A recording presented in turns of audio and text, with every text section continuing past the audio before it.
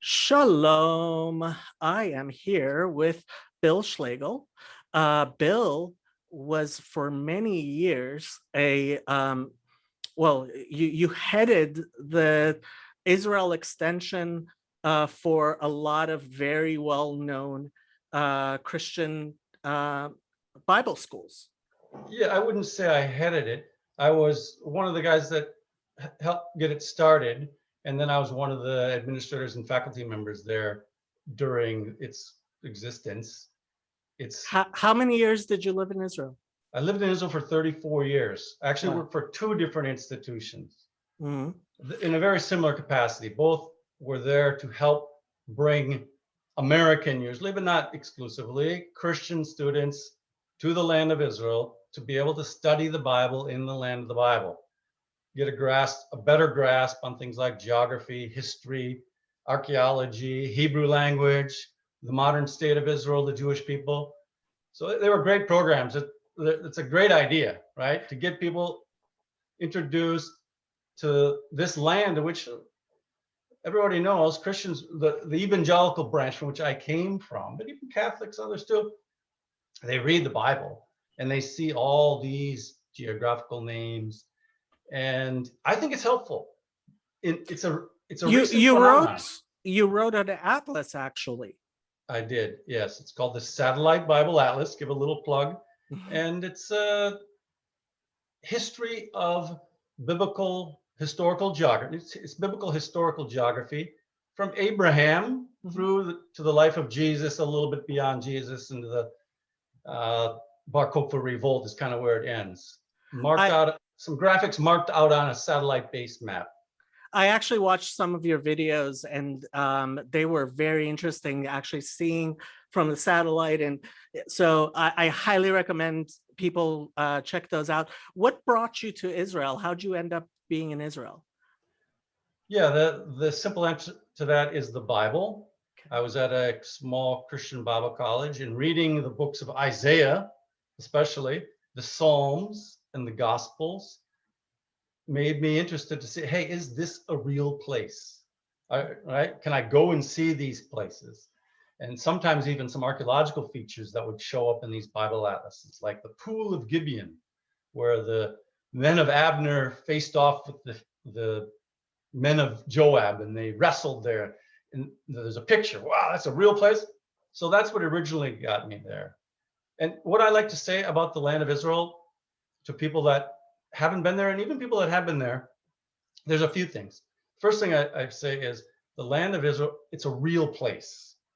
The Bible is filled with geography, hundreds, thousands, literally, of site locations, regional descriptions, Mount Carmel, the Mount of Olives, cities, right? Site locations, Jerusalem, Capernaum, where Jesus was, Megiddo, Caesarea Philippi, Lachish, Maresha, Bet Shemesh, hundreds and hundreds of sites. Now, if these places weren't on the earth, you would say, well, this is just a made up story. This is like Lord of the Rings, you can't go to Mordor, really. You can't go there. We know it's fictitious. It's a made up story. Maybe to illustrate some moral or some morality or something, but no, the Bible is not like that. The Bible is a real place. The events where the Bible occurred is a real place. So I can go there. It's not a Disneyland where these stories that are just made up. You can't go to these places, but you can go to the places of the land of the Bible. And see, the Bible is very, very detailed geographically, and it's very, very accurate. I've never met a biblical geographer that says, oh, we know better than the Bible about this. The Bible got its geography wrong. There's not somebody like that. Every single Bible geographer that's ever worked realizes that if there's something we don't understand about it, it's not the problem with the Bible, it's us that are trying to interpret it.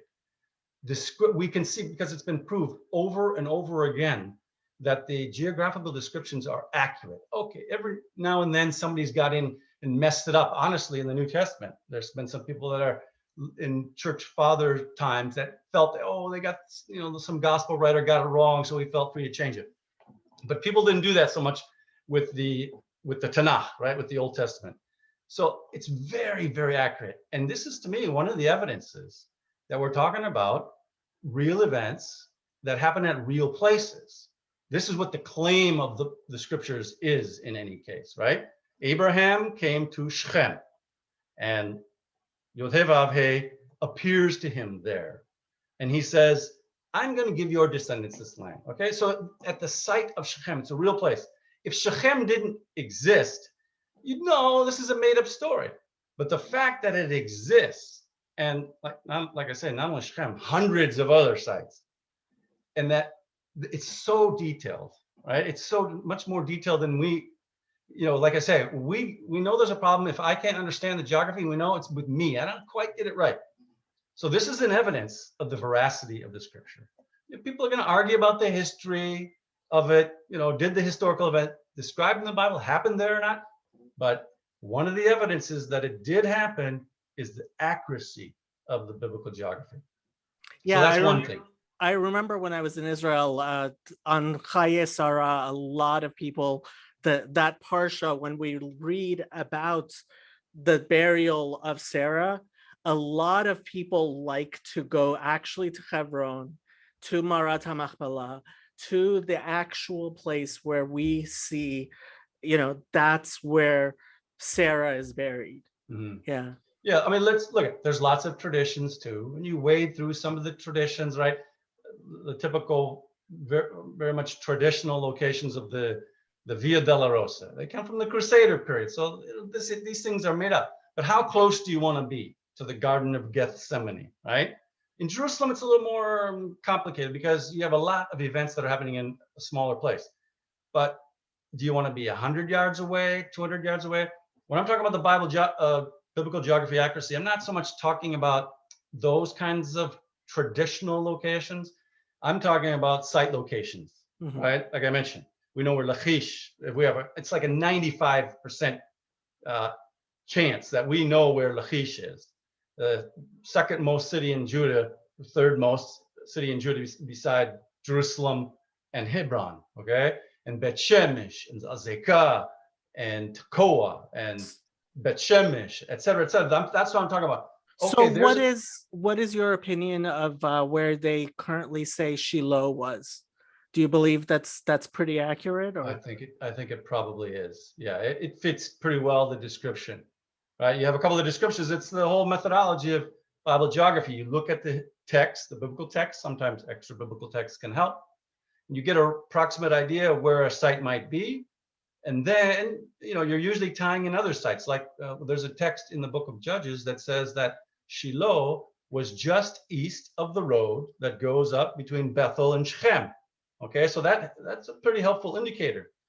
And then once you examine all those different textual appearances of the site name, then the archaeologist goes out and starts to look and says, you know what? Look at this place. This might be it. Now they dig there and you start to say, oh yeah, this kind of lines up with what we'd expect historically.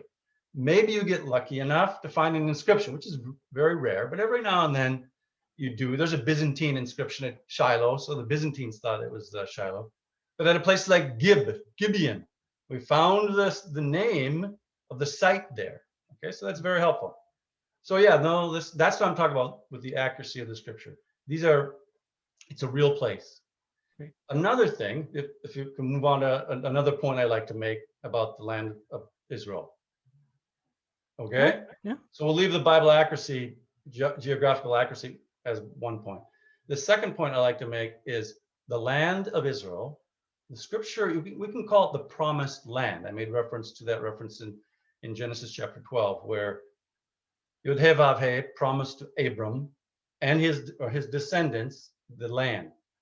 And the land that Yod-Heh-Vav-Heh promised is not a desert. And I like to make that point because many people think it is. If they haven't visited Israel, and a little bit depending on what time of year if you did visit, the promised land is not a desert. Because most people's minds have kind of been influenced by movies, sometimes pictures, especially by movies though, and they're always trekking through a deserted, sandy desert or something, right? The promised land has deserts. I can mention them in just a second. but very few sand deserts. The deserts that are in the land are rocky. Yeah. But it's important to understand that the land that Yud-Heh-Vav-Heh promised to his people, it's a good land. That's the description of the land. For instance, when the 12 spies came back, when Yod-Heh-Vav-Heh brought Israel out of Egypt, they're poised right at the border in a place called Kadesh Barnea. 12 spies go out, they come back, and they say it's a good land. It's a very good land. The description of the land in Deuteronomy chapter 8 says, you will lack nothing, right? You're going to have bread without scarcity. It's a land flowing with brooks and waters. You're going to have all these variety of fruits and grains. You will lack nothing, for the Lord your God is giving you a good land. Yeah. It's a good land. The word I think best describes the promised land is variety. It's a land with all kinds of variety in it. Even though the heartland of it, from Dan to Beersheba, the southern and northern kind of heartland border descriptions. Now the border goes beyond that, but the heartland is from Dan to Beersheba. It's only 150 miles long. And from the Mediterranean Sea to the Jordan River is about 45 miles wide. It's a small land, but within that area, there's a huge amount of variety, amazing amount of variety. Right now I'm sitting in Tennessee. Sometimes I'm driving here and I'm looking, I think I'm in the Shvela of Judah, the low rolling foothills. Sometimes I've driven through Iowa and I look and I say, oh, this looks like I'm on the coastal plain in Israel, okay? Yeah. But it's all compact. All that variety is put into a land, like I say, about 150 by 45 miles big. And it's amazing. And that way it's unique. And that's why one of the reasons that people go there like it so much, because there's so much variety. I still have 2 boys that live there, young adult boys in the Israeli military. On a particular day, one of my boys, not long ago, was skiing on the slopes of Mount Hermon. And Mount Hermon gets up to 9,000 feet in the northern side of Israel. The other boy was snorkeling with dolphins in Eilat. Okay, now that's a little further than 150 miles away, but that's the variety. And you can find just about every kind of terrain and weather too. Part of it is the lay of the land. If you've been to California, it's a lot like the variety and the weather of California, because you have a long seaboard, right? Now, Israel is more modest. The Mediterranean Sea, it's on the eastern side of the Mediterranean Sea, not the big Pacific Ocean. Everything in California is bigger. But you have your weather that's controlled by that sea, by the large body of water. The predominant breeze, the predominant wind is coming from the west, from the Mediterranean. So you have this beautiful coastline with all the beaches. Then you have the coastal plain, which generally speaking, agriculturally rich. Then you have mountains where Jerusalem sits in. And then you drop down on the eastward, the leeward side of those mountains, rain decreases down to the Dead Sea. In Israel, it's down, whatever it is, Death Valley, or what's back there in California, I've forgotten, Salton Sea or something. It's below sea level. So in Israel, all of that variety of topography contributes to the variety of region. And therefore, again, the land of Israel is not a desert. And here's why that's important. For the average person, again, that hasn't visited the land of Israel, the land of Israel is not a desert. Variety is the key. Because I believe that the land of Israel today on this earth serves as a paradigm for Yod-Heh-Vav-Heh's promise to his people of the age to come. Here's what I mean. Yod-Heh-Vav-Heh says to Abram, your descendants are going to inherit this land. When he was childless, he had no child, when he was beyond childbearing age. Now, did Yod-Heh-Vav-Heh make good on that promise? Well, we track the biblical history. Miraculously child born, miraculous grandson is born. His grandson has 12 sons. They eventually go to a different land, right? Egypt, where they multiply. And then hundreds of years later, they're brought out as a nation, as a people. He says, Yod-Heh-Vav-Heh says to Israel, you are my firstborn son. It's a metaphor. It's language of a family, closeness, intimacy, all these kinds of things. This is why Christians, and they don't know that, can call God Father, right? The Christians in the 2nd and 3rd centuries warped that idea and made it into one member of a Trinity, which is a bunch of We'll Greek get into philosophical, that. yeah, Greek We'll, philosophical yeah. speculation. Okay, Yeah. but we can call God Father because of the relationship, right? Yod-Heh-Vav-Heh said to Israel, his people, "You are my firstborn son." Okay, so he's also calling them his people. This is my people, your Am Segulah. It's his Nachala, it's his inheritance, his people. He brings those people out from Egypt, and now they're identifiable as a nation.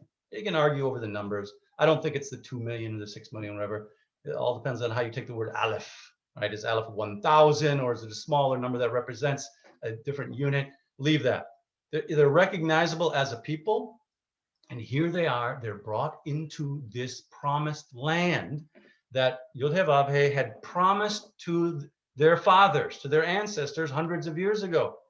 Now, believe me, when they were stepping across the Jordan River with Joshua, they knew Yod-Heh-Vav-Heh can keep a promise, because hundreds of years had passed. And here they are, descendants. They're even named after the grandson of Abraham, right? They're named after Jacob, Israel, you. Right? Your name gets changed to Israel.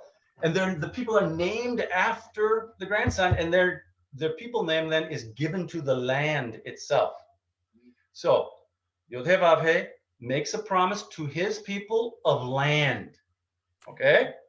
Now, this is what the New Testament, I believe as well the Tanakh, the Old Testament, because the New Testament only is getting this from the Tanakh, says very clearly that the kingdom of God is going to come on this earth. And Jesus, Yeshua, what does he say? He says things like this: "Blessed are the meek, for they shall inherit the earth." Okay? The earth, the land. There's another passage in the New Testament that talks about the age to come. Very Jewish idea, right? Olam haba, the age to come. We're talking about the age to come, the writer of the book of Hebrews says. God is going to give it to human beings, right? To the descendants of Adam. This is a very Jewish idea. And to me, I see that God can make good on a promise. I see how he made a promise to Abraham and his seed, right? His seed means his descendants. It's interesting because it's a word that can be kind of a collective plural, right? It's a singular word, but can mean more than one, his seed. And Yahweh makes good on that promise. There they are, crossing the Jordan, coming into the land, making initial conquest. By the way, what's one of the first cities they go to? After they made a couple of quick initial conquests, those Israelites, they went right away to the city of Shechem, where Yod-Heh-Vav-Heh had promised to Abram, and confirmed that promise as well to Jacob, that his descendants would inherit the land. And they stand on one side of a valley there, the valley of Shechem, on the slopes of Mount Ebal, and half on the slopes of Mount Gerizim. And they say, Yod-Heh-Vav-Heh, we know you are God. There is no other. And here's the covenant. We accept it. Okay, they went to the very same place that the promise was originally to made to Abram. So they're acknowledging that Yod-Heh-Vav-Heh has made good on his promise. Now, I say all that again, I kind of said it again, but just to reiterate, I see that as a paradigm. Eventually, Yod-Heh-Vav-Heh says, man, go back to Adam, Genesis 1, verse 26. Man is made to rule over the earth. It's Yod-Heh-Vav-Heh's property. He made it. It's his. But he gives it to man to live on. And see, the earth is good. It's got a lot of variety on it. And see, here's where Christianity got messed up. One way is when it went into the Gentile world, the Greek philosophers started to develop this and absorb some things of the Jewish faith of the Tanakh and the New Testament, but they adapted it and morphed it into Greek philosophy. And one of the things of Greek philosophy that they could not shed was this idea that the physical was evil or wrong or bad. That is totally non-biblical. totally anti-New Testament, of course, from the Old Testament. See, when God made the world, he said, it is good. It's very good. Now, we believe that not everything's right? So there's been an interruption and so forth. But we also believe that it can be redeemed. It can be rejuvenated.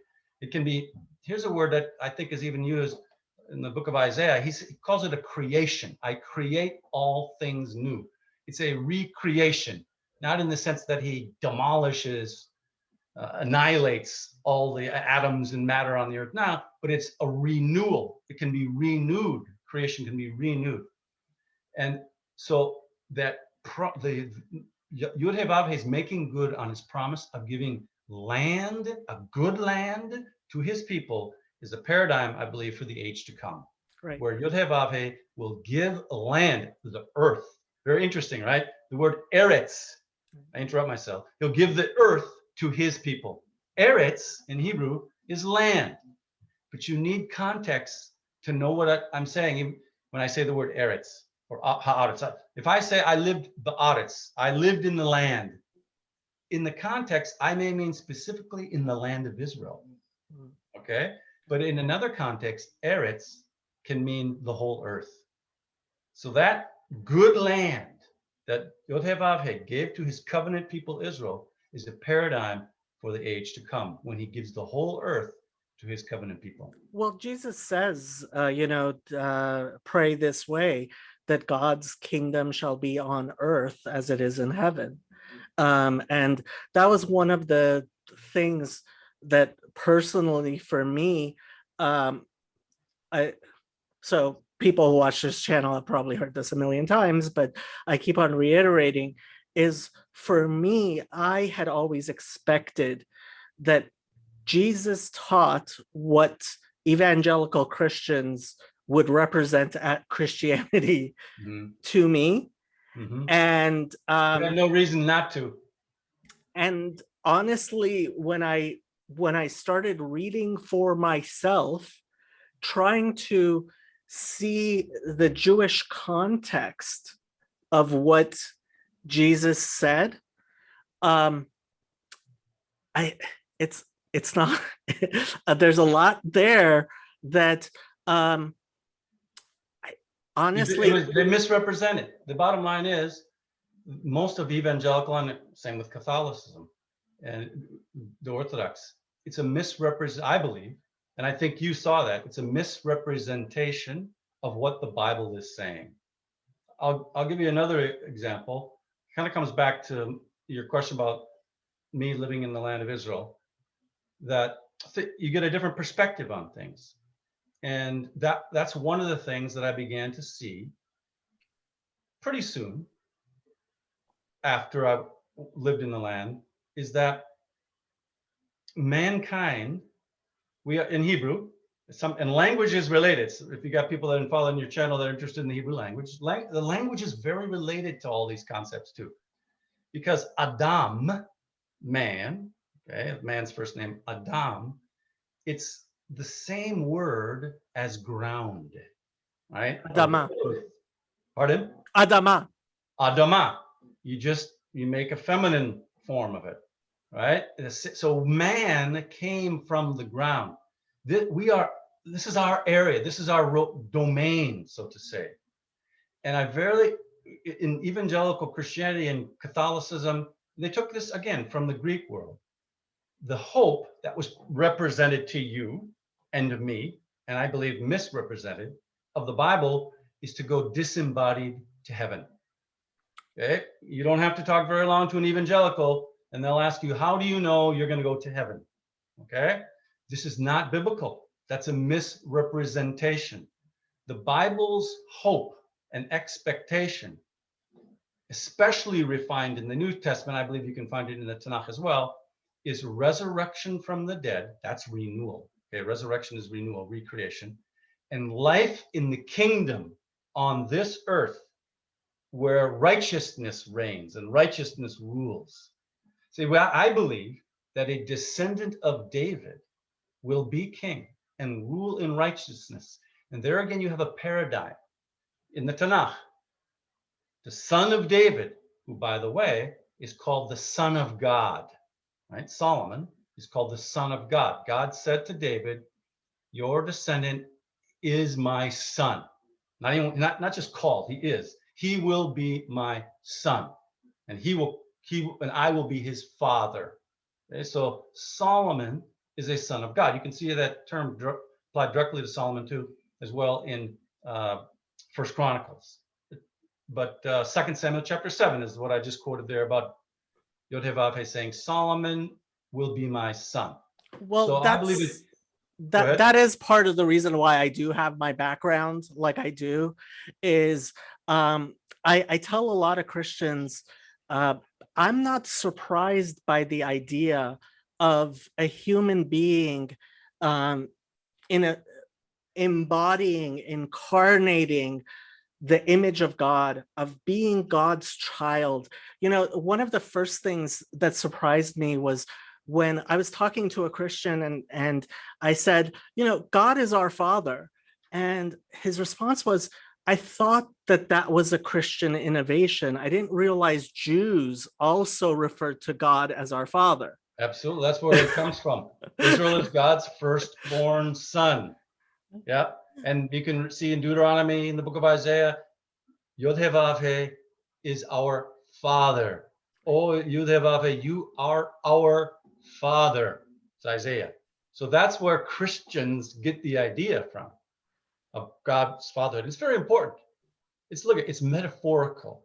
It's not metaphysical. It doesn't mean that we're divine. Okay, we have something of God's image, but we're not. God does not matter. God doesn't have blood. His life is not in his blood, right? So it's not. We're not talking about that kind of a sonship.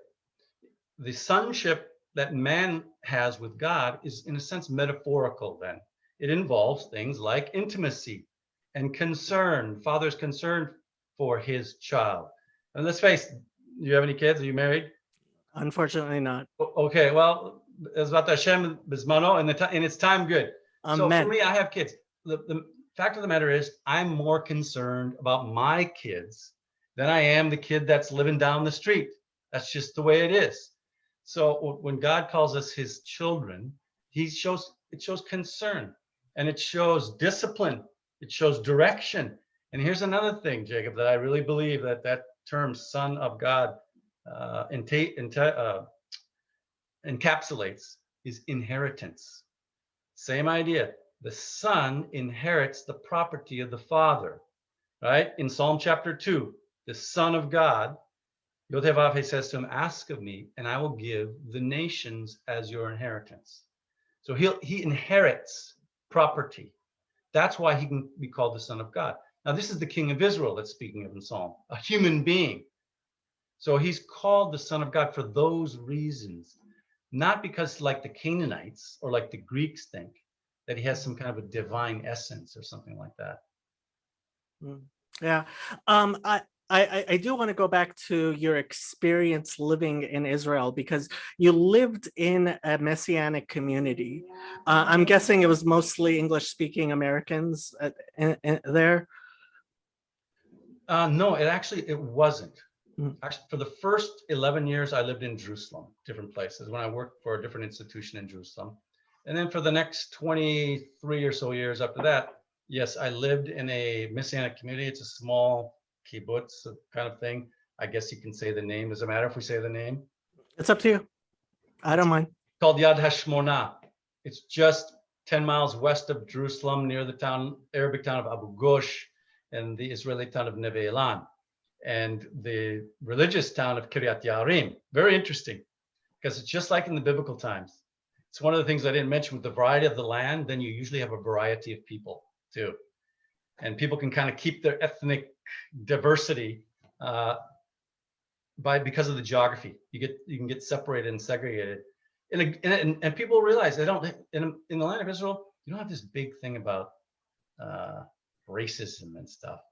People don't think that your one group is better than the other, and they accept the differences, right? Even the state of Israel looks on people and knows that people they're not just an individual, they belong to a community, and we all need a community. we can't just mix in and say, well, everybody's all the same and all this stuff. It's silly. It's not going to work. For a real strong social upbringing, I would say, raising your children, you need I mean, Hillary Clinton wasn't right about you need a village or whatever it is, but it's helpful to have a community. We know it's important to belong to a community. So the government of Israel looks on people as community, right? The religious, they keep their own groups, and the secular are more comfortable in their groups, etc. But see, where I live, within a mile, there was Messianic Jews and Gentiles, Arabic Muslims, some Christian Arabs, and secular Israeli Jews, all within about a mile in their own little villages. So that's where I live. Now, no, they mostly, see, the village was started by Finnish Christians in the early 1970s. Oh, wow. They hoped that Jewish believers in Jesus, we'll get to that at some point, would join them. And that did happen in the 80s and on. And now it's grown. About 5-7 years ago, the place kind of tripled in size because they built more houses. This messianic movement, we can talk about it as we go along. It's grown some in Israel, I think it's fair to say. And at that village now, there's probably around 300 people. That's a wild guess. I might be a little off on that, something like that. Probably a little bit more with kids, but it was Hebrew speaking. They wanted to be known as Israelis. Most of our Israelis that grew up in Israel, and so it was Hebrew speaking. The kids went to the Israeli public schools and this kind of stuff. Yeah. Your kids grew up speaking Hebrew and they're fluent. And how does that affect how they relate to the Bible? In my experience, kids that grow up, I mean, within Judaism, I believe there's been a real revival because of the fluency in Hebrew and Aramaic. People are just so much more biblically literate. So many people are studying the Talmud, so many more, and Jewish works than ever in history, because it's just that much easier, because everybody's fluent in, well, I mean, there's obviously a huge difference between modern Hebrew and biblical Hebrew. When I was in Israel, the only family member I had who could understand me was my cousin, who's an archaeologist, because I was trying to use my biblical Hebrew to speak Hebrew, and not exactly the same language. But also my family, I come from a family that still speaks Aramaic. So I have family that speak Aramaic, and for me, that my great uncle Baruch, I keep on talking about him because he was born in Babylon, on the rivers of Babylon. And when I talk to him, he talks about his childhood and the rivers, in Urmia. He lived near Lake Urmia, and now he lives in Jerusalem. And just the fulfillment of prophecy within his life is just so amazing to me. Yeah, it's one of the things about the existence of the modern state of Israel is, who was it? Said, I think it was Mark Twain, if I'm not mistaken, the best evidence that God exists is the Jews, right? Because in the scripture, you have a promise that this people would be around perpetually. And lo and behold, here they still are, right? Yeah. So, but now it's, especially in our time, it's a pretty unique situation. We've never had this on the earth before, where fairly easily, COVID ruined it in the last year or so, but from let's say the 70s, it was a little tougher to go to the land of Israel in the 60s. But starting in the 70s, I went and started to live there in 1984. It's very easy. Get on an airplane, within 24 hours or less, you're in the land of the Bible. And boom, you're learning Hebrew, etc. And tourists by the thousands and millions can come and see these places and bump into the context of the scriptures much better than they could if they stayed in Nashville, Tennessee, right? You're inevitably going to be curious about why the Jewish people believe the things they do. What they don't believe, they believe in the Olam Haba. See that we kind of started talking about that, and that's one of the things that I started to say. Oh, that's an interesting idea. The Olam Haba, yeah, the world to come. That's our hope. See, Jesus came and started to preach the kingdom of God. This was the gospel, the good news. He preached the good news of the kingdom of God for years, probably before he ever got on the idea of his death. He eventually starts to teach about his death, right? But for years, he preached the gospel. What was the gospel before he talked about his death?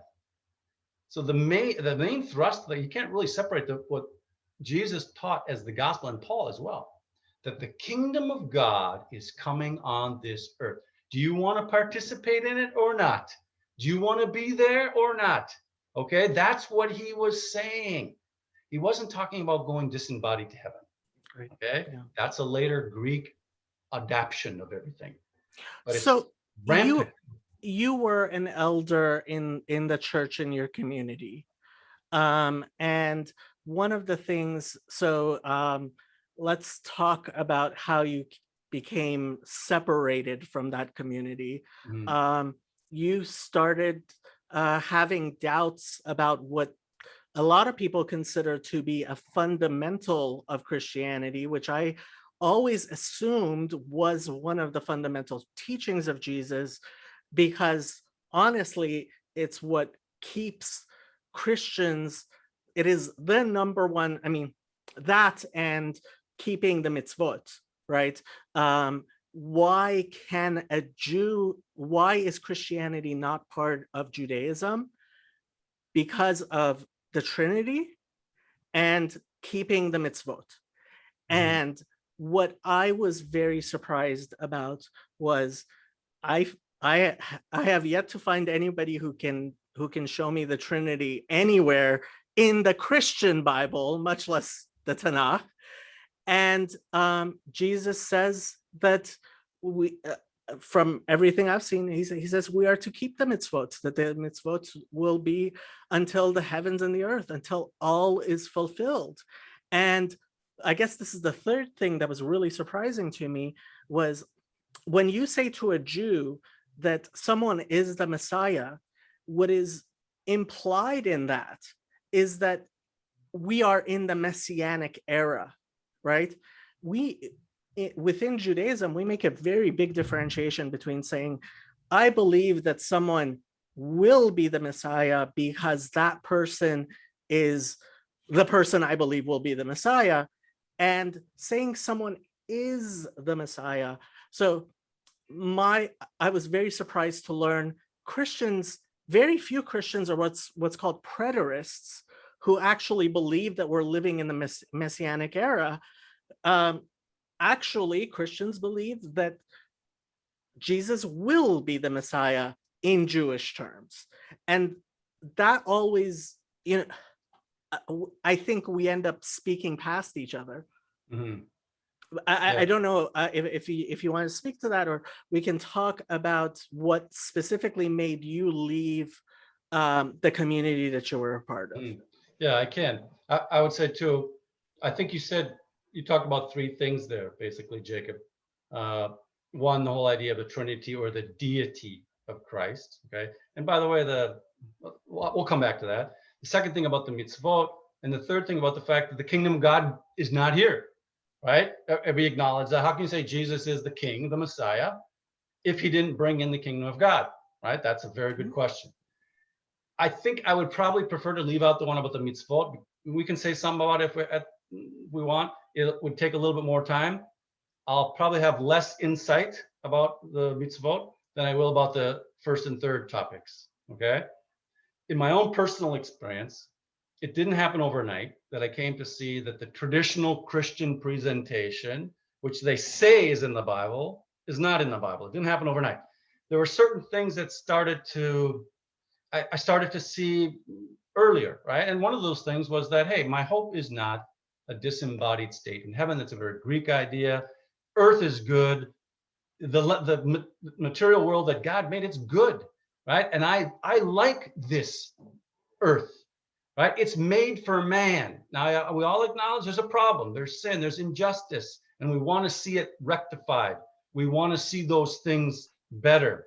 And I believe the promise in the scriptures is, but it's not to get rid of this. And that's the Greek philosophy coming in. Oh, I need to escape. I need to go away. I'm going to leave it all behind. No, we all know that, man. You just step outside and I see the greenery and all the, again, the variety and the beauty and how the stuff is all put together. Here I am, speaking, and you can hear me. And this is amazing, right? God made man to live on the earth. So I saw that. And so that was one thing that, as soon as one thing in the traditional presentation of Christianity falls, then a person starts to think, okay, what else? You're a little bit weary now. You're a little bit more cynical, or not cynical, or skeptical on some things. Another, I believe, a representation of who God is and how justice will be given is with the whole idea of hell, this eternal conscious torment. Okay, again, it comes from the Greeks. The Catholic Church, the early church fathers, they adapted the Greek thinking of some kind of a immortal soul, right? Basically, they believe in an unconditional immortality. The Greek thought is the soul continues to live on. The real me, my body may die, but the real me still lives. This is the Greek thinking. Biblical thinking is mot tamut. You will certainly die. Okay? You, me, Bill, you will die. I will die. Die is not just the separation of the body and the soul. That's Greek. Now, I think some of those ideas, by the way, have come into Judaism. Because as you know, the Greeks came into the land of Israel with Alexander the Great, and some of these ideas are starting to permeate into Judaism as well. And I think they've influenced Judaism to a certain degree. But if a person looks in the scripture, this idea that man's soul is unconditionally immortal, that I am going to always live, it's a lie. All right, it's the lie of Satan, whatever it is. Okay, whatever he or it is. Okay, we will die, but the hope is of restoration to life. Okay, so once I started to see that, hey, no, my hope is not disembodied heaven, then you start to say, well, if we are really mortal, if I can die, then the whole idea of hell, as presented by most of Christianity, of a eternal conscious torment, it's Greek. It's not in the scriptures. The scriptures, and it's you can see this in many places, both in the Tanakh and the Brit Hadashah, in the New Testament. Like Psalm 92 talks about the wicked. They're going to sprout up. They flourish like the grass. Lihisham dam adead. Eternally destroyed. Okay? Destruction is the destination of the ungodly, so to say. Over and over again, the same kind of thing is said in the New Testament. There's a very famous verse, you're probably familiar with it. Tim Tebow put it on his eyebrows or cheeks, wherever it was, and people hold it up on the sign in the football games, John 3:16. But what does it say? It says, God gave the Messiah, is what it means by sent his son, so that whoever believes in him would not perish. It doesn't say so that whoever doesn't believe in him will be eternally consciously tormented in some immortal soul state. It doesn't say that. Perish is the word, right? But they have life. Life is the opposite. Death on the one hand, life on the other hand. Destruction. Jesus said, the way to life is narrow, but the way to destruction is wide. These are the two choices, right? Not disembodied state in heaven or eternal conscious torment in hell. That's a Greek reinterpretation of who Jesus is. So that's the next thing that kind of fell with me, okay, in my understanding. And I say, I don't think I would have been able to see this stuff if I hadn't lived in Israel for a while, right? It's getting out of your atmosphere. You breathe a different air, in a sense, right? If you're only in this bubble, the easiest analogy is Nazism. If you only lived in Nazism, you breathed anti-Semitism, in a sense. It was really, really difficult, not to go along with the Nazi ideology, and not only toward the Jews, but in other ways too, economics. It was really, really difficult because it's just what everybody was into, right? Media is constantly pressuring you for this, etc. It's hard to get up. But if you can step out of that bubble or that enclosure and get a different view, okay, that helped me. I really think it did. If I had just lived here, I don't think I don't know. Who knows? So there definitely is a spiritual something that happens when you are physically in the land of Israel. It was amazing to me. You just, it is, there's, and when I was there, I mean, I was shocked at how small it is, but how much impact it had on me personally. There's just something, there's a presence there. It's a real place, right? And you and I were all we respect the scriptures, right? So the context of the scriptures comes out from that land, and in a very unique way, you have a hope and expectation. Tetzei Torah miYerushalayim, right? The word of Hashem comes forth from Jerusalem, and the teaching from Jerusalem and from Zion, the book of Isaiah and Micah. So there is some sense in which God's revelation is uniquely tied to the land of Israel. Now, that's not to say that sometimes there can be lies and deceit there as well, because too that sometimes Jerusalem can attract strange people that have some mental problems. Okay, you go off the deep end or something. I've met an Elijah, and I've John the Baptist, and etc. Jesus, I've met a Jesus too. So there, look it's a land that a lot of people have come through, and they would like to make their claim there. Okay, so sometimes for whatever reason, Hashem has allowed the wrong ideas to be there. But here's one point I like to make about Christianity. You see, these teachings about Christianity, about a triune God. Okay, we can come to that one. Now we're gonna get to that one. A dual nature of Jesus, who's 100% man and 100% God. These ideas do not come from Jerusalem. Geographically, they come from Alexandria, Egypt, Cappadocia, Turkey, Istanbul, Athens, Rome. They're not emerging. They're not plants and trees that have grown out of Jerusalem.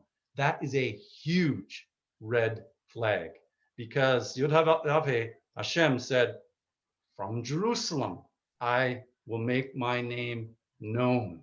Okay, this is my dwelling place. The teaching, the Torah, the law will go forth from Jerusalem. So it's one of the things I try to get Gentiles, and I'm going to make a YouTube video, or I have a podcast too. It's anybody who's listening interested. It's called the One God Report podcast.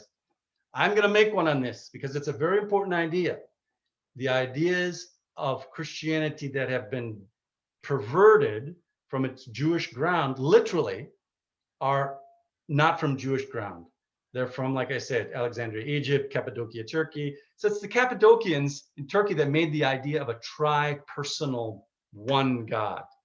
Up until their time in the late 4th century, late 300s AD, the Christians were still insisting on being monotheists by emphasizing the supreme role of the Father. Okay, and Jesus was a lesser God of some kind.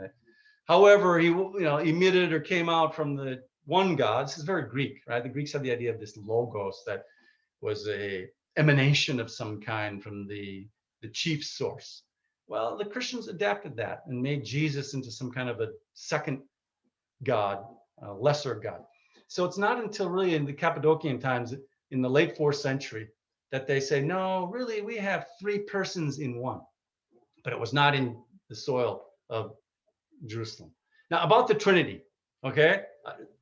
You know what, before we get to one more thing, my personal journey, what broke the back of my Trinitarian and deity of Christ ideas was one verse in the Gospel of John.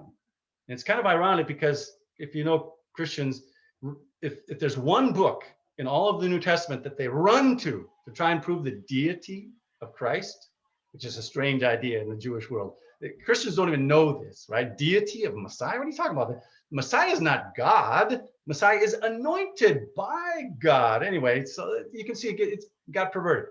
But the thing that snapped it for me was in the book of John, this book that many Christians say, oh, here's Jesus, he's God, he's God. It was a statement by a Jewish man by the name of Nathanael. The very first day that he saw Jesus, this is in the Gospel of John, chapter 1, the very first day, through a couple of circumstances, he told Jesus, Rabbi, you are the King of Israel, the Son of God. Okay?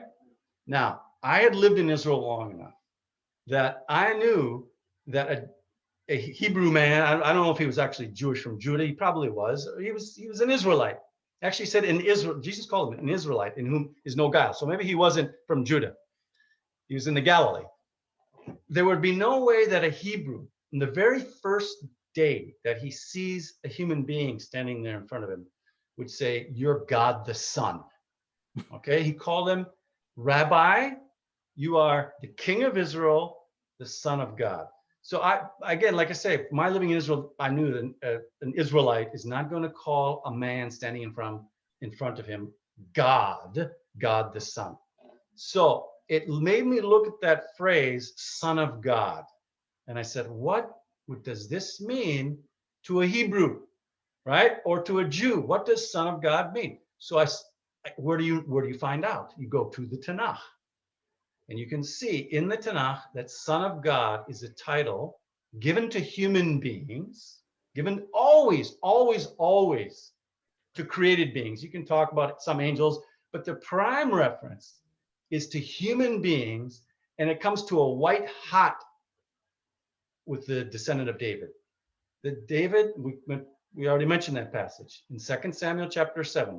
Yod-Heh-Vav-Heh promised David, one of your descendants sits on your throne.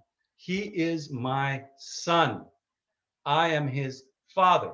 And then who sits on the throne? Solomon. And Solomon is called the Son of God. Okay, not because he's divine. He's not Dionysus or something that was emanated from Zeus. That's not what it's talking about. It's a relationship. All right. So the Hebrew base of the title Son of God, that hit me. And now I see why Nathanael can call Jesus in his mind. Okay, you can agree with it or not. Of course, most Jewish people aren't going to agree with it. But in his mind, he recognized that Jesus was the Messiah, the title Son of God. It's almost, I think there's a lot of ways it's synonymous with the King of Israel, right? He said, Rabbi, called him Rabbi, you are the King of Israel, the Son of God. He's thinking of a passage like 2 Samuel chapter 7 or Psalm chapter 2 or Psalm 89 is another good reference. A psalm of Eitan HaEzrachi, right? Eitan Ezrachi. He's writing and praising Yod-Heh-Vav-Heh for establishing the dynasty of David, and that David was made king and to rule over the property, the land that Yod-Heh-Vav-Heh gave him. And that king, what does he call out to God? He calls him Ata Avi Eli. You are my father, my God. Okay, so father is it's another title for God. You can say synonymous, but it has different nuances. Okay, there's a reason we call God Father, and there's a reason we call him God. Elohim is a different meaning than Av, but they're both referring to the one God. And the same with King of Israel, Son of God. It was a title given to the King of Israel, especially. Now, not only to. Now, unfortunately, Christians, like of all people, they should be able to see this, because the New Testament says that through Messiah, others are called the sons and daughters of God, right? Where we cry out, the Apostle Paul says, we can call out Abba, father to God, right? So I'm a son or a daughter of God. This is what the New Testament is saying. But in the Christian mind, somehow there's a disconnect. Yeah, they say, yeah, I can call God my father. I can pray, Father, my Father in heaven. But for some reason, when Jesus calls God Father, they think, oh, that's a divine relationship of one person of a Trinity to another. It's not, right? Well, Jesus. that verse in John where Jesus says, "Before Abraham was, I am," Mhm. and I was very, very shocked by what has become a kind of fad among Trinitarians, is to interpret that as if um, Jesus said, "I am," as in Ani Havaya, right? I am God, Yeah. right? And first of all, there's no present tense of the verb to be in Hebrew. Mhm. So either he said ani haiti or ani ehyeh. Ehyeh asher ehyeh is the imperfect. It's being, but what makes sense is ani haiti. Mhm. Before Abraham, I was. That's not. I mean, there is. I I was just so shocked at some. This is what I've found It's a is, terrible proof yeah, text, if I yeah, can say it. It's just, you can show the desperation. If that's the text you got to go to claim the deity of Jesus, it shows you that there isn't a place in the Bible where Jesus says, "Hey, by the way, I'm God, and God is three persons in one." You've got to go to like get a clue, and there's a few of those in the Bible, and that one particularly is it's just a silly claim, honestly, because if you look at it in Greek, Jesus, and you go back to the Greek translation of Exodus 3:14, where Yud He Vav He says Ehyeh Asher Ehyeh, it's he says Ego Emi Haon, the living one. Okay, Jesus didn't say that. Jesus doesn't say before Abraham was, I am the living one. Okay, in chapter 4 of the same book, he's talking with a woman, and the woman says, when Mashiach comes, he'll teach us all these things. And Yeshua said, Ego Emi, I am. Meaning what? I am the Messiah. The whole book of John is written, right? The author of the Gospel of John, he's told us the purpose he wrote his book. He said, the signs that Jesus did, I'm writing these so that you may know that Jesus is the Messiah, the Son of God. He didn't say, I'm writing these things so that you know that Jesus is God. Far, far from it.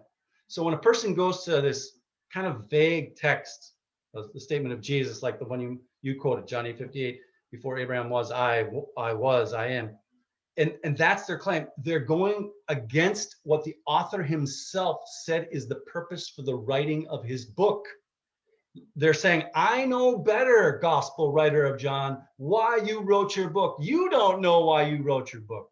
How absurd that is. It's like me telling Shakespeare, I know better why Shakespeare wrote The Merchant of Venice, right? Give me a break. I don't know. And it's like if I'm reading Shakespeare in whatever, Chinese. So here's somebody reading the book in English, and they're going to tell the gospel writer, the Gospel of John, who's writing the first century, probably in Greek, but with a Hebrew mindset, that they know better than the author of the Gospel wrote his book. He told us why he wrote his book. Don't disagree with him. So no, what is Jesus saying there? I mean, there's all kinds of possibilities. And you're right. It'd be interesting to know if he's probably speaking the Semitic language. I think he's speaking Hebrew, but we have it in Greek. Right. In the Jewish world, we believe that the name of Messiah, who Messiah is known by God before he comes. I mean, is that so difficult to believe? Right? We believe that God can tell us things that happen before they happen. Right? So here's Jesus. There's this big argument, and you can look in John chapter 8, man. There it's a hot one, right? He says in that very same chapter, I am a man who heard the truth, who's telling you the truth I heard from God. Okay? So he differentiates himself from God. So I believe what Jesus is saying, that yes, he is making a claim in a sense to superiority to Abraham, which it's going to rub bad on some ears. Okay. And it'd be interesting to hear in the Jewish world who they think is greater, right? Abraham or the Mashiach. I think what Jesus is saying is, look at God made the promise to Abraham so that I would show up on the scene. Okay. That's why Abraham was called by God, who he was. God made the promises to him because eventually his seed would inherit the promise. This is what Jesus is saying. Okay. So keep in mind that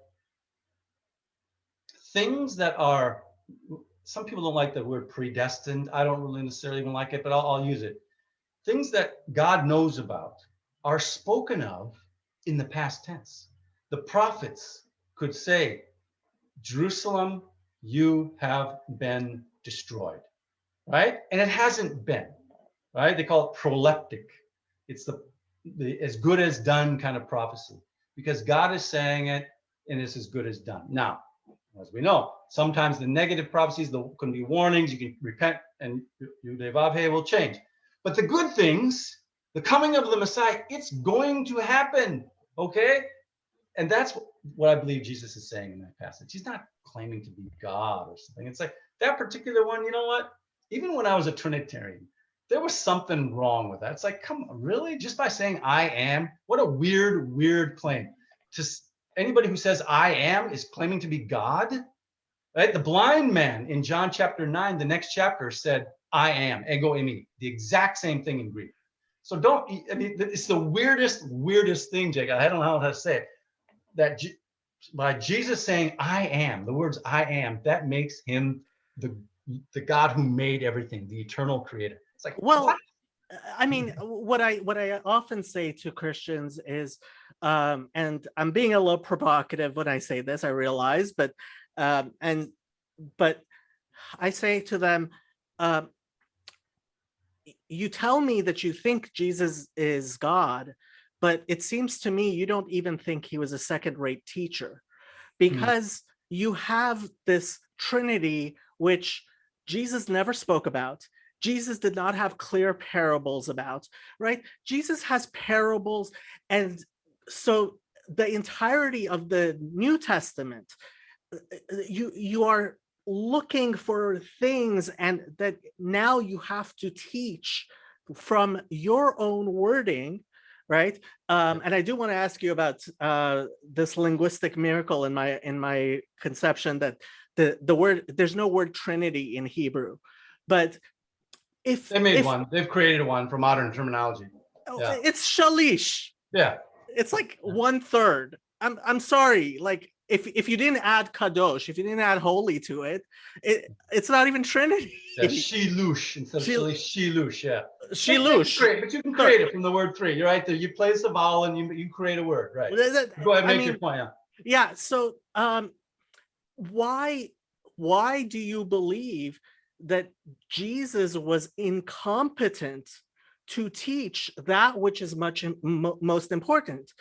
You mentioned earlier, he says, what is the greatest commandment? It's the Shema. Shema Israel, Havaya Elokeinu, Havaya Echad.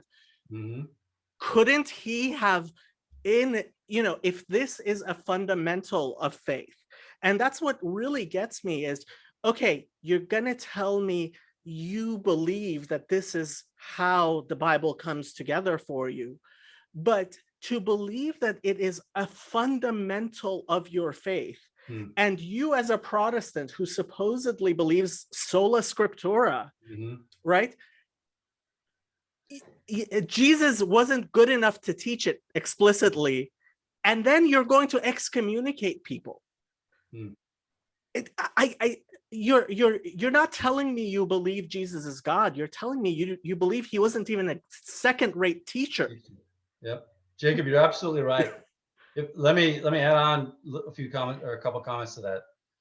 Even the Trinitarian scholars recognize that in the New Testament, the word God, it's in the Greek, theos, it never means the Trinity. in the New Testament. Never. It never means the Trinity. Okay? So they search and scratch and claw to find maybe a couple times where they think it refers to Jesus. I don't think it ever does. I think the couple times they suggest, you change a comma, there's textual variance in the Greek manuscripts, or there's just a different interpretation. Right? A few times out of 1,300 times that the word theos, God, occurs in the New Testament, it never means the Trinity. Never. Who does it mean, or what does it mean? It means the Father. Okay? So you're absolutely right. The New Testament, Jesus, nobody ever says, look, God is three persons in one. Never. It's not there. As a matter of fact, to the contrary, it's always that there is one God. He's the Father. Jesus himself, in this go back to the Gospel of John, right? The one that Trinitarians like to scuttle to. Because there's a few ideas which they interpret with Greek methodology and they somehow make Jesus into God. There's no Trinity. It's never the Trinity. But in the Gospel of John, Jesus was praying to the Father God. And he said, Father, you are the only true God, right? He said, this is eternal life, to know you, the only true God. Now, I mean, this is Jesus. He is a good teacher. You are absolutely right. And he says it right there, who God is. He came, that same gospel says Jesus came to reveal God. Who does he reveal? The Father. Okay, that's who God is. Now he does add in too, to know you, the only true God, and Jesus, the Messiah, the Mashiach, whom you have sent. Okay, so you're absolutely right. Trinitarianism, it's a later development, and I didn't know anything about church history, not much, for all my years. I was a Bible college teacher. Okay, and as a Protestants, we don't really like church history, and you don't really get into it. You don't really study it. Okay. So you're sort of told that people always believed in the deity of Jesus and that people believed God was a Trinity. Maybe the terms weren't there, but the ideas and the concepts were there. So it's always that way. You say, okay, yeah, that's good enough for me. And that's it. Maybe there was a time when some guy by the name of Arius started to question that, and he thinks Jesus is a created second God. And this is in 325. They had the big council conference in Nicaea. Well, they got rid of that guy. They knew he was wrong. They got back to the whole idea that Jesus is eternal. No, it's a reconstruction of the history, and the real history is totally different than that. The real history is that the early Logos theologians took the one or two references in the Gospel of John, and they started to adapt Jesus into this second God level of the Greek thinking philosophers. And that's how the idea of Jesus being a divine figure started. So now you have one true God and you have a lesser God, and then the Holy Spirit kind of gets added in there somewhere. That's a more true reconstruction of the history. So you're absolutely right about that. One of the surprises I had was when I found out Jesus says the most important commandment is the Shema. Mm-hmm. I thought, well, okay, Deuteronomy 6:4 is Shema Israel. 6:5 is, and you shall love the Lord your God, which Christians do actually recite. 6:6, 7, and 8 talk about making this idea, right? 6:4 and 6:5, something that you speak about day and night. Yeah. And when Jesus says that this is the most important commandment, I thought, well, okay, so we Jews say the Shema at least twice a day. How many times do Christians say it in their liturgy? They don't. It was banned. I think it was somewhere in the one of those Roman emperors banned it, actually. I don't remember who he was. It's a little bit later. It's in the 500s. There was an actual ban. And he couldn't say it. I did not. So I know that there's an office, people who pray the offices in the Catholic Church once a week on Saturday night, they recite the Shema. That's it. Which is better than nothing. Yeah. But when Jesus says this is the most important commandment, Athanasian Creed, this creed, that creed, if you are telling me sola scriptura, in Judaism, we say our creeds, right? When Maimonides came up with the 13 principles of faith, it was very controversial because it was not verbatim, Bible quotes, although all 13 very clearly come from biblical verses. And if you want to stick to the biblical verses, kol hakavod, but to have the creed which you demand every member of the church believe, not be words, okay, you're going to tell me not words of Jesus, a letter from Paul, at least have it be from the Bible, but their creeds are not from the Bible at all. And it amazes me, partially because it seems to me such a chutzpah to say to Jews, your religion is man-made, you are following the commandments of men, and then the creed of your, it's like, what a chutzpah. It's called hypocrisy. Yeah. I agree with you. And actually, Jacob, so look at, now I have a different perspective, right? And there are more and more people like me that believe that there's one God and the Father. And yes, I believe that Jesus is the Messiah. Now, if you want to, just for the sake of time, maybe we should go to your third point. I'm going to skip over the keeping the mitzvot. Okay. We'll go to your third point, and I'll make a suggestion and what I believe. And basically the question would be, how can Jesus be the Messiah if the kingdom didn't come? And I think the Gospels are addressing that very question. I'll use the Gospel of John again as an example. The Gospel of John records Jesus, a human being, coming on the scene and claims that he is the Messiah, and records some of his teachings and deeds or miracles, signs that he did, right?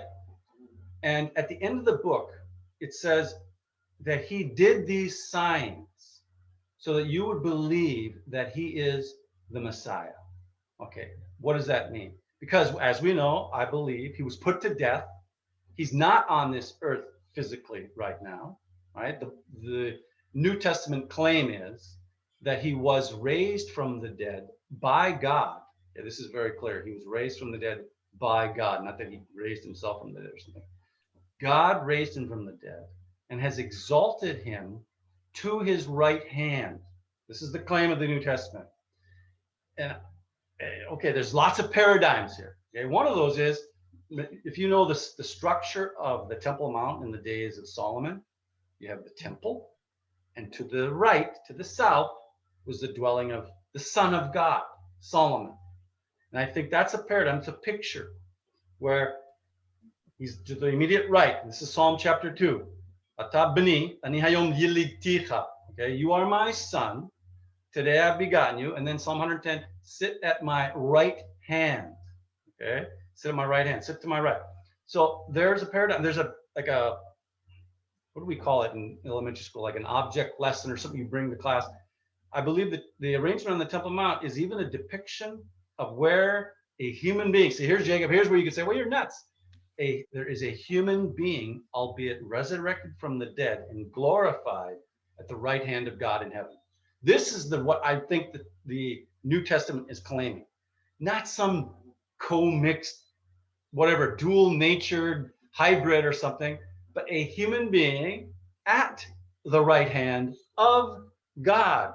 You see, I'm distinguishing him from God when you say that. This is from the Bible. He's at the right hand of God. He's not God. He's at the right hand of God. And the New Testament claim is that we wait for him to come back. Now, here's what I'm saying. Now you can say, what are you talking about? There's no kingdom here, right?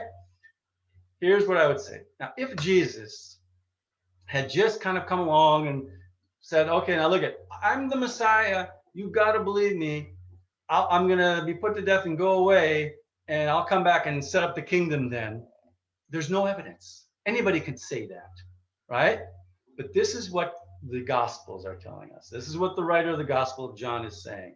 I have written you these signs so that you would know that Jesus is the Mashiach. So what are the kind of signs he does? The changing of water into wine, they're all kingdom signs. They're all evidences that with him comes the kingdom, and they're samples. It's a little taste of the kingdom. Okay? We have this description in the Tanakh. When the kingdom comes, the hills are going to drip with sweet wine. There's going to be every man under his own vine, his own fig. It's going to be plenty. You will lack nothing, right? When you come into the land, in the kingdom. Okay? He heals the lame. This is John chapter 5. There's a lame man in Jerusalem. It's very interesting. Most Christians don't know this, but none of the three synoptic gospels, Matthew, Mark, or Luke, record the details of a miracle that Jesus did in Jerusalem. They don't. They record tens of miracles. There's one sentence in Matthew in the last week of Jesus' life, but it's very short in Jerusalem. But all the miracles in the synoptic gospels are Galilee and other places. It's only the Gospel of John records some miracles in Jerusalem. One of them is the healing of a lame man in the pools of Bethesda. That's John chapter 5. Another one is the healing of a blind man in the pools of Siloam. This is the north and south extent of the city of Solomon. Right? We have this hope in the prophets that the lame will walk and the blind will see. That's the kingdom coming.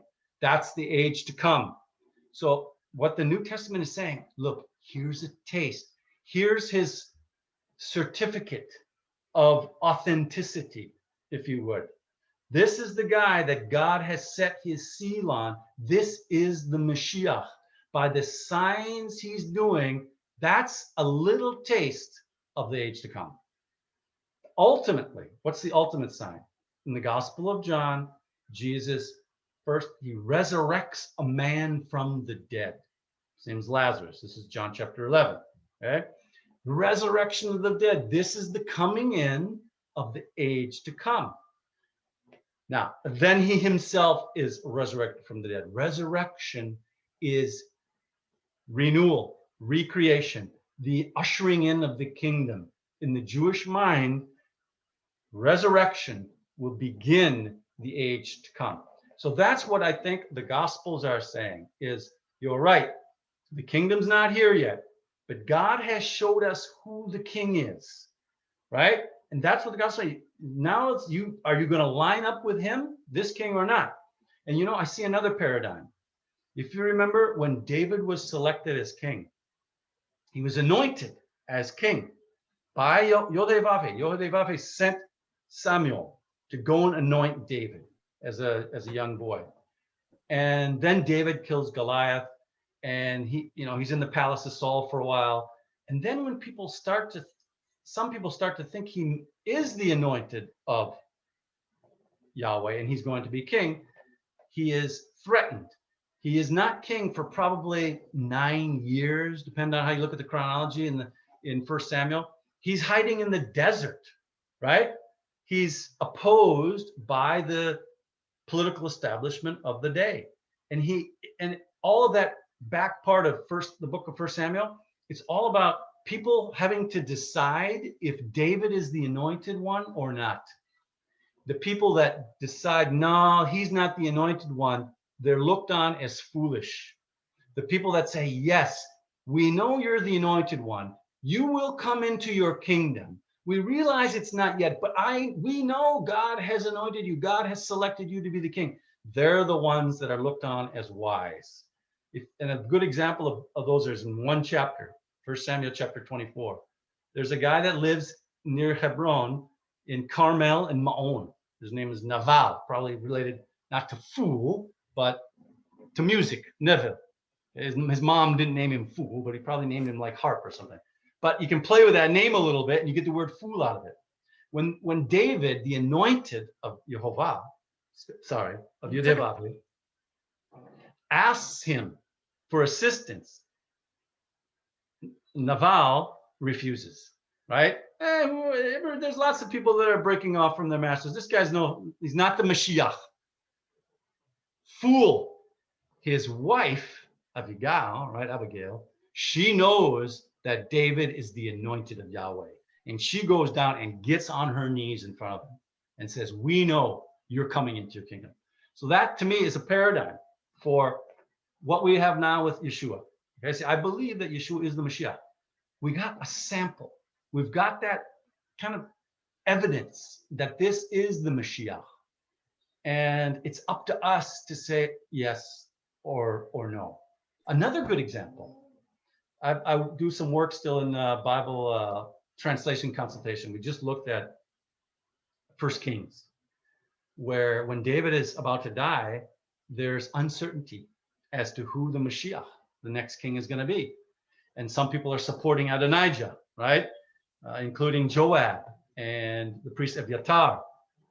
But they were wrong, because God had selected Shlomo, Solomon, to be the next king. So who are you going to line up with? That's sort of that's what's going on here.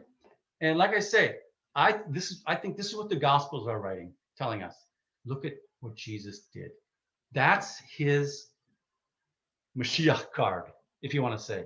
It's his, what's a better way to describe that? Approval. It's evidence that he is the one who's going to usher in that age to come. And we are in that period right now, like when David was not yet Melech, right? I believe we need to acknowledge Jesus as Mashiach now before he comes, right? If you wait until Jesus is Mashiach, obviously, we'll see, he's going to be the judge. Well, I mean, there's so much I want to talk to you about. I honestly, we could go for hours and hours, and I want to be respectful of your time. What I really wanted to ask you about, because you have personal experience, is what I've noticed in the past 40, 50 years is that there has been, I mean, certainly within Orthodox Judaism, the Noahide movement, the number of Christians who are variously, some of them are still very much, I believe, Christians, but they're Unitarian Christians, who are coming so close to Judaism that actually Rabbi Skobach from Jews for Judaism said this several years ago in one of his speeches. We might, as Orthodox Jews, may be finally in a position where we have to contend with people that we actually will have to say that they are, if they are Jewish, that they are actually observant Jews who believe in Jesus as the Messiah, or no, there are Noahides who do believe that Jesus will be the Messiah.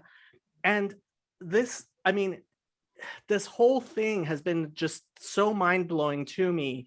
And I know that in Israel, I mean, this whole thing, I just want somebody who's been involved as an elder of a Messianic community, and someone who's kind of moved towards a long way towards what Judaism will find much more acceptable. What you think of this and what your experience has been? Mm-hmm. Yeah, I would say a couple things. Is that the Messianic movement that I know most about is the Israeli one. I think it's probably a little bit different in America. I don't know that much about the Messianic movement in America. American Jewish believers in Jesus are a little different, I think. The Israeli ones, they still have to try and prove, if you want to say, that they're Jewish, but I think maybe a little bit to a lesser extent than the American ones. Because the Israeli ones, they speak Hebrew, they're born in Israel, they served in the army, you know, they're part of the culture. You can't tell him any different from the next Israeli, you know, basically a secular looking Israeli. You know, their Israelness, if you want to put it that way, their Israelness, it's a little harder to question it than the American Messianic Jew. So I know more about the Israeli Messianic movement than I do about the American one. The Israeli Messianic movement is growing slightly, and I'll tell you why I think it is. Same reason that some people call the faith that my approach, my understanding, biblical Unitarian. I don't really prefer the term because I don't know what a Unitarian is, honestly. I mean, I guess I know what they're saying, but it's Latin. And what does it really mean? Uni is one, but what's the Tarian? I've looked at it, I can't even remember what it means. So, and it also gets confused with universalist Unitarians who they don't believe anything. You can believe nothing, you can believe everything. So it's totally not that at all. So I don't like the term Unitarian for those reasons. I prefer one God, and then it takes a little bit longer to define it. But some people call my understanding biblical Unitarian. I think for the same reason that this understanding is growing, the Messianic movement is, and one of those reasons is the internet, right? You can find this information now. The church doesn't have information clamped down. A person that starts to say, wow, Jesus has a God. In the New Testament, it's very clear that Jesus has a God. Jesus says, my God, I go to my God. What? He's God and he has a God. How can this be? You start to question these things, right? You see the differentiation between God and the God of Jesus in the New Testament. Or a person like me runs into a phrase like Nathaniel calling Jesus the Son of God and say, what? How can he? You know, and I go look at what Son of God means, and I say, no, he's a real human person. He's the Mashiach. And then you can start to search some of these things out and get information on the internet. There's more and more information available now. So the Messianic movement in Israel is growing, I think, partly because of that. And I think, too, from my perspective, Jacob, you can make a case that Jesus is the Mashiach. Yeshua is the Mashiach from Old Testament passages. In some of the ways that maybe I've even kind of explained now, the paradigms of comparison between him and David, and him and Solomon, and even Isaiah 53. See, the Jewish take on Isaiah 53 is absolutely right. It refers to Israel, okay? The sufferings of Israel. But that's the point. And I don't think most of the Christian world knows this, is the Messiah is like representative of Israel. He undergoes the same kind of experience as Israel. So it's another paradigm there where you get a picture of who you might say the Messiah is the ideal Israel. Look at all that Israel has suffered, but from the Gentiles and land. I was just reading a verse earlier today. It's in the Gospel of Luke. Let me look at it real quick. Let me read it. I think a lot of people would be surprised to hear Jesus say this. This is after about 2 years, right? Jesus has been preaching the kingdom of God, the gospel of the kingdom. And then it's only later that he starts to talk about his death. He says to his apostles, this is Luke 18:31, see, we're going up to Jerusalem, and everything that is written about the Son of Man by the prophets will be accomplished.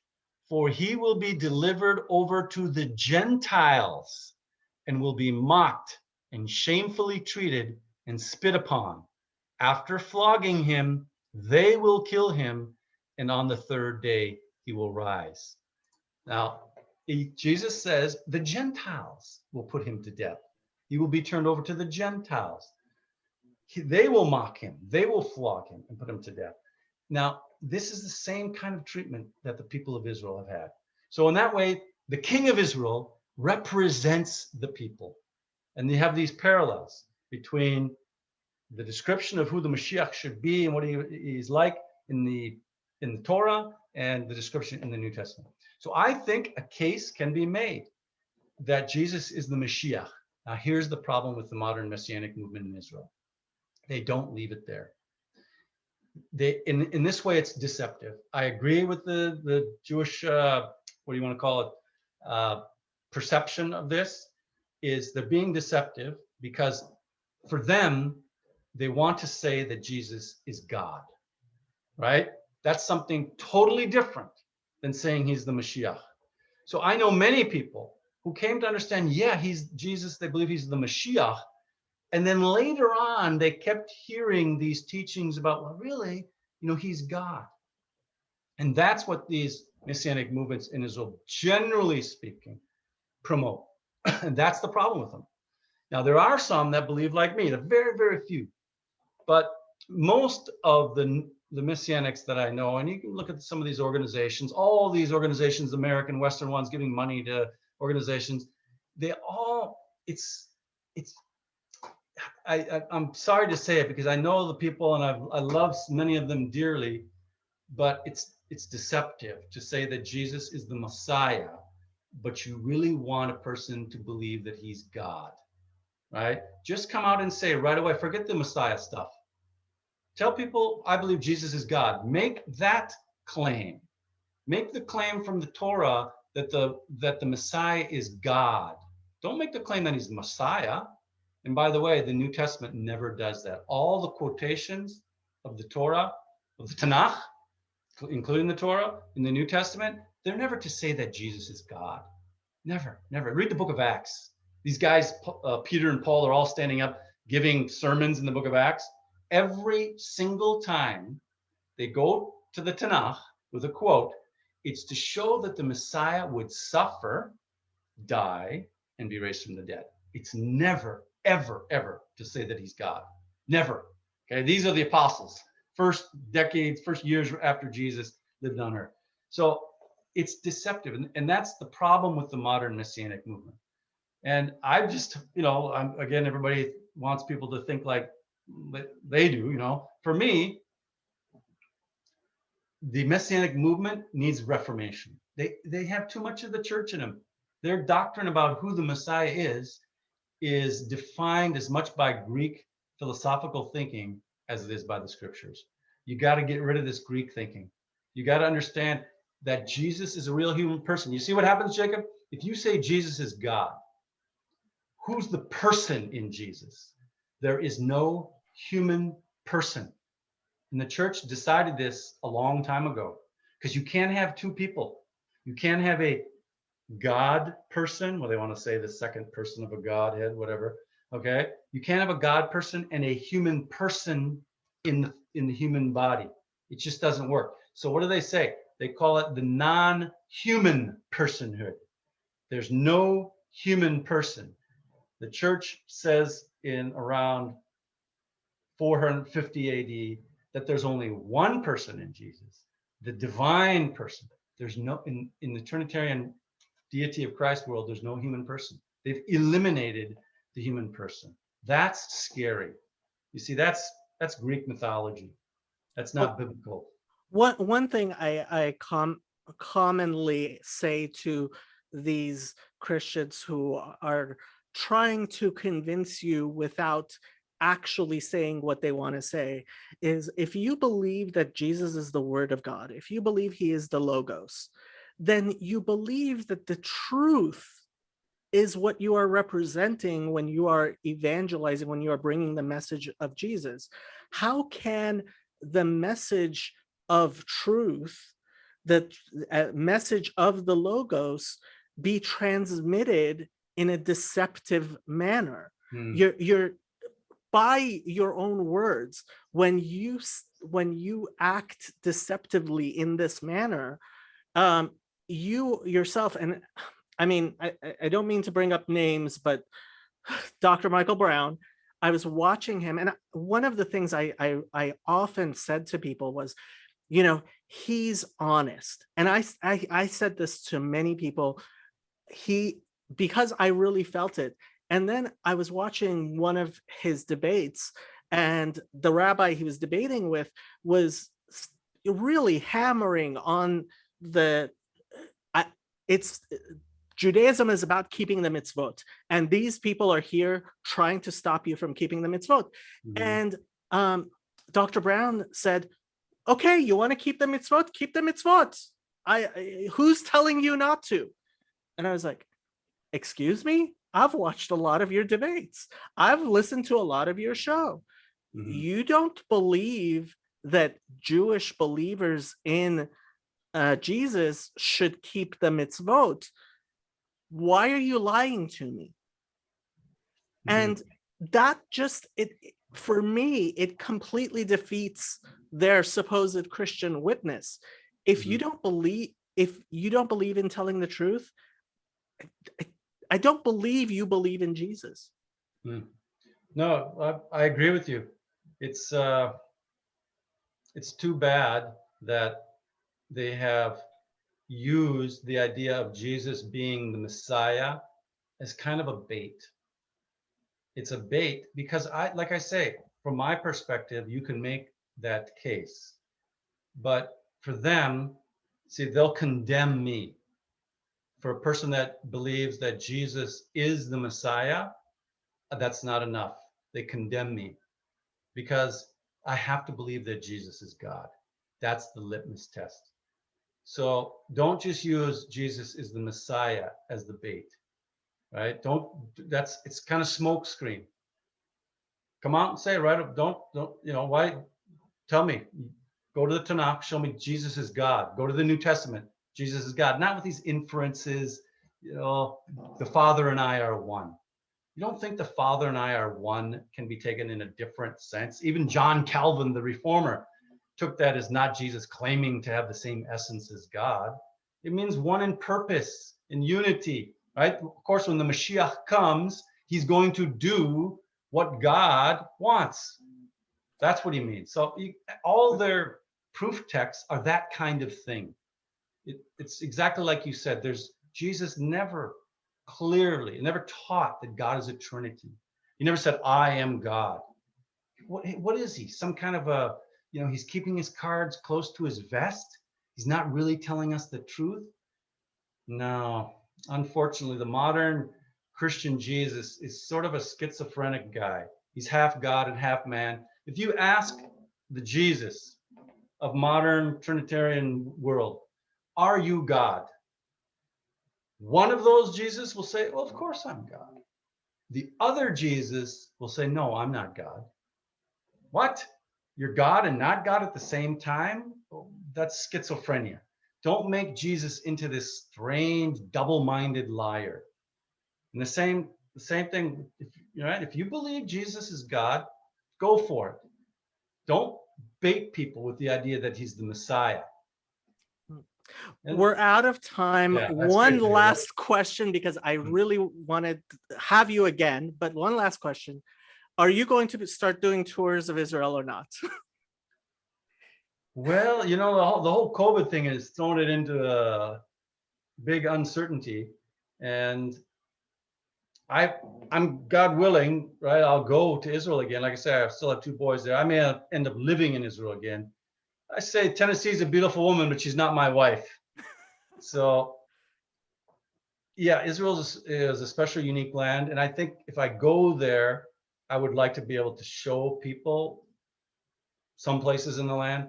I don't think I want to organize a big tour anymore. I've never been a tour guide per se. I've always been more of an instructor for college students. So I could have people with a map and a book and materials and not have to worry about every step they're taking. If because usually many people that come to Israel have the time and the money. So that means perhaps a little more elderly, and you've got to tailor make the tour in that way. So I've never really had the desire to do that. And I've done it for 30 something years, right? So you kind of go on to other things. So my answer to that would be yes, maybe, but Okay. not in a huge, big bus fashion anymore. I think I'm probably done with that. Okay. Yeah. Well, I'm going to put a lot of links to your atlas, to your podcast, to your channel, and I definitely want to have you on the channel again. This has been absolutely beautiful, and I'm so glad that Sam put us together. Shalom. Thank you, Jacob. Yeah, shalom. Appreciate it.